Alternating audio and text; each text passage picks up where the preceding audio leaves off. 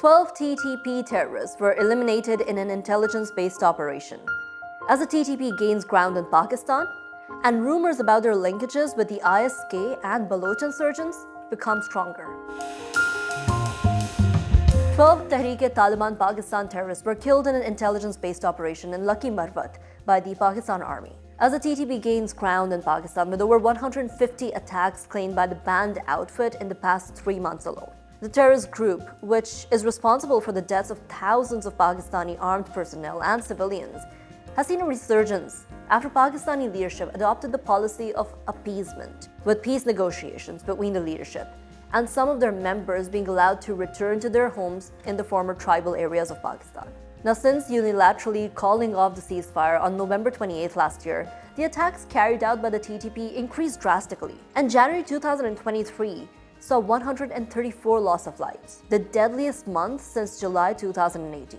Recently, in the Peshawar mosque blast, 84 people lost their lives, mostly police personnel. The US Secretary of State Antony Blinken reiterated the US commitment to Pakistan against terrorism and to not allow the terrorist organizations to become stronger in this region and use Afghanistan as a platform for international terrorism. While making strong commitments to crush the terrorist elements during the January 3rd National Security Council meeting, Pakistan also called on the Afghan Taliban to not provide the safe havens to TTP on Afghan soil. Afghan Taliban and the TTP both deny this, even though Nur Wali Mahsood, the leader of the TTP, accepted in a CNN interview that Pakistan Taliban expects support from the Afghan Taliban in return for helping them push the US out of Afghanistan. The Afghan Taliban had promised Pakistan and the United States that it would not allow a safe haven to the terrorist outfits, including the TTP, Al-Qaeda, and ISK, in the agreements made before the US withdrawal from Afghanistan. However, the leniency shown by the Afghan Taliban to TTP shows that this isn't the case. It becomes even more dangerous because many analysts believe that the TTP and ISK have at times provided support to each other. ISK was formed in 2015 by a senior commander of the TTP, Hafiz Saeed Khan, who promised anti-state TTP militants that the ISK would intensify the jihadist war in Pakistan.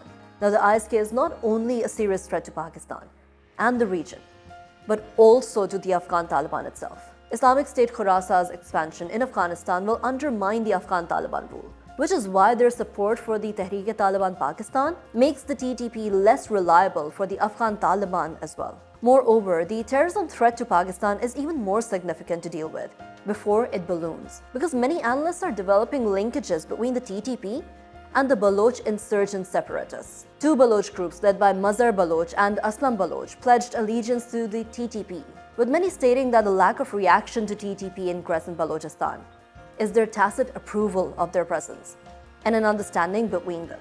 The resurgence of the TTP threatens not only the stability of the country and the region, but also the gains made over the years against terrorism, which have come at a great cost. Pakistan lost more than 80,000 people and incurred a financial cost of over $120 billion.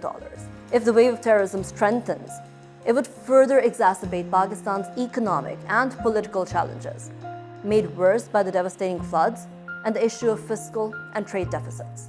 I'm Tayyaba Nisar Khan, and this was your Daily Dispatch.